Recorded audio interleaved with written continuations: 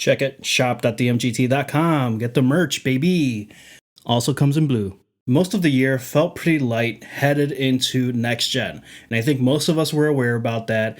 The releases were a little bit fewer and further in between, although we got some high quality games in the spring and summer. Now that the new consoles are out, it feels like we're a little overloaded with open world games. Assassin's Creed Valhalla, Spider-Man Miles Morales, Watch Dogs Legion, and the ever delayed and allegedly upcoming Cyberpunk 2077. I don't know how anyone's gonna have time to play these this season. Anyways, that's besides the point. The Game of the Year nominees are out from the Game Awards, and the nominee list pretty much confirms that we did indeed have a light year in terms of gaming. Now, I'm not saying that any of these were bad. What I am saying is that in my personal opinion, I don't think that some of these would have been nominated in other years. So, who are the nominees? Animal Crossing New Horizons, Doom Eternal, Final Fantasy VII Remake, Ghost of Tsushima, Hades, and The Last of Us Part 2. Now, a quick disclaimer, I didn't actually play Doom, but I'm not reviewing Doom. Either way, I did consume a lot of its content and watched a lot of Twitch streams, so I'm pretty well familiar with the game itself and understand the key points as to why this is a nominated game. Besides, I actually think it has the best music out of the 6.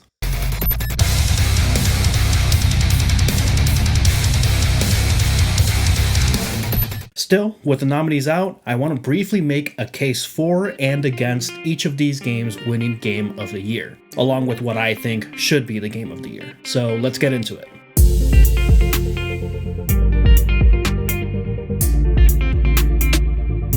Animal Crossing New Horizons.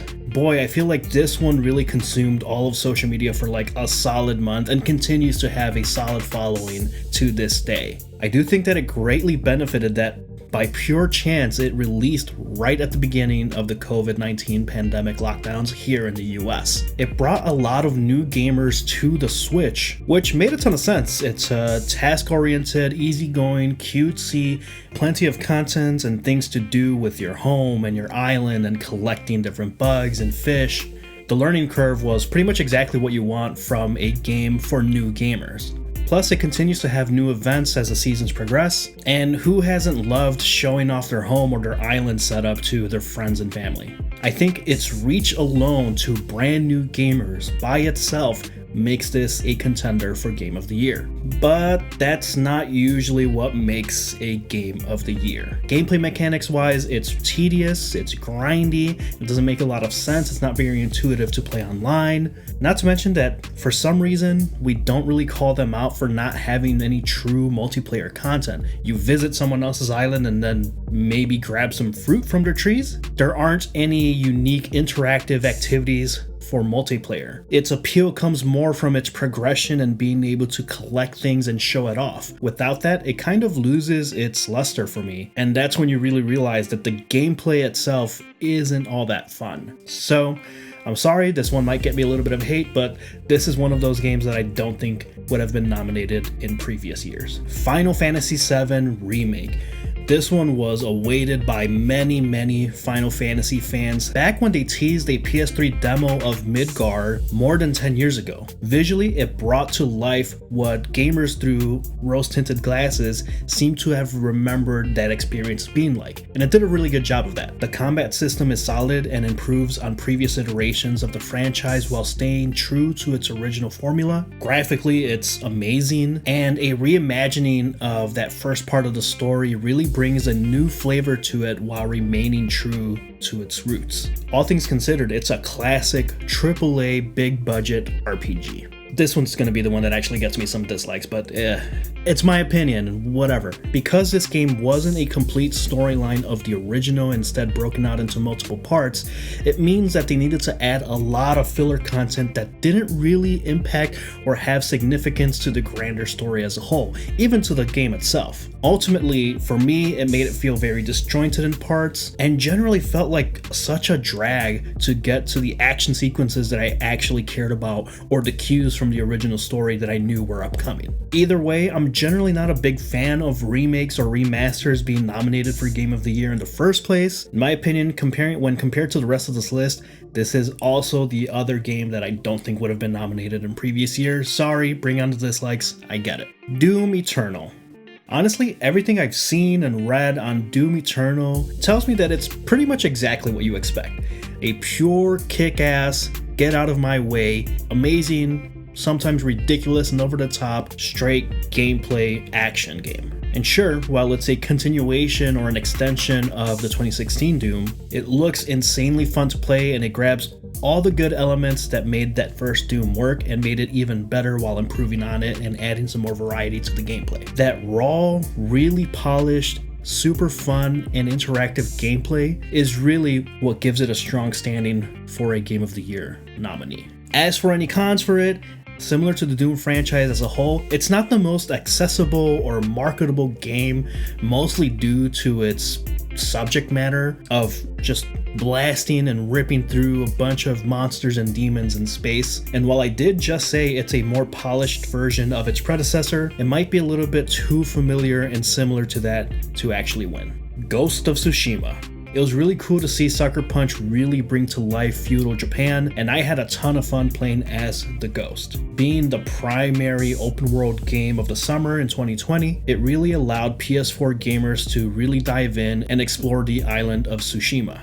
Of course, the story itself takes some cues from the actual Mongolian invasion of Japan. I think its strengths lie in exploring the island, which is beautifully made. The colors are so vivid. We haven't really seen a game set in feudal Japan like that. The combat worked really well. The progression to the combat made sense. And you were generally well incentivized to go on side missions and explore the island. This was a fantastic game and absolutely deserves the nomination. As for any cons, I don't really think this one has that many, besides it not being a true marvel of technological advancement on the PS4. Facial animations felt pretty flat, the voice acting was okay in English, and in Japanese it was pretty good. But it's one of those things that kind of plague open world games in general, which is potentially the lack of a cohesive storyline, especially when it can be so easy to get distracted by exploring or following that fox.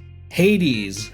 Hades has taken a really cool approach to roguelikes, godlikes, dungeon crawlers. It provides you actual reward to dying and starting over. It's fast-paced, but it's not overly difficult to learn, and it's a really good example on how to drive character progression, world building, and storylines through gameplay itself. Honestly, Hades feels to me like this year's version of Hollow Knight, except it doesn't have the super critically acclaimed and very universally loved Breath of the Wild type game in its way to Game of the Year. Any cons to this would be potentially that most people aren't super familiar or comfortable with indie games or platformers or roguelikes being a Game of the Year, but honestly I think that should change, and if you find yourself in that camp, I really encourage you to expand what you consider good, because you're missing out on a ton of really fantastic indie games, and generally it's very cool to see a studio like this get the recognition it deserves for making a fantastic video game. And finally, what's already the most controversial nominee,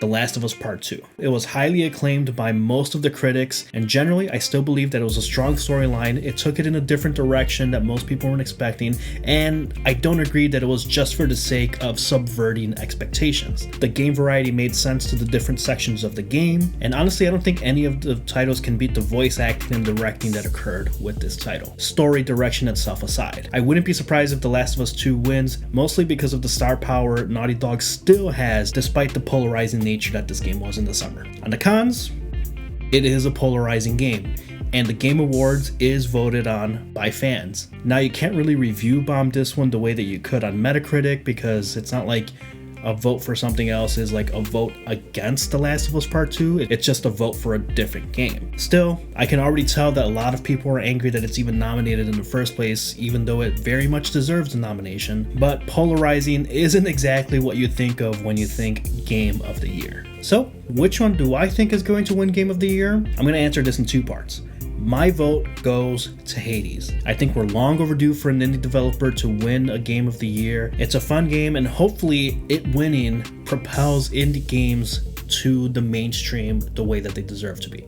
There are a lot of games that deserve more attention than they receive, but people simply don't play them because they're not made by the makers of Call of Duty or NBA 2K or Naughty Dog. And I'm not saying that those studios are bad, I'm just saying that there are very high quality games, and this would be huge not only for indie gaming but for gaming in general. If I had to put money on it, it's probably The Last of Us 2 or Doom Eternal, but I could also see Ghost of Tsushima making a push there. It'll be interesting to see what happens on December 10th. Those are just my thoughts on the Game of the Year nominees. We'll be talking about the PlayStation 5 here pretty soon, and some iPhone 12 Pro Max, which by the way is what I'm recording this video on, and hopefully have some more music related things coming up as well. Thank you for watching the video. Please subscribe to our podcast if you haven't already. All links are going to be down below in the description. Go buy our hats. There's also a t-shirt and a crew neck sweater. Thank you, and I'll see you next time.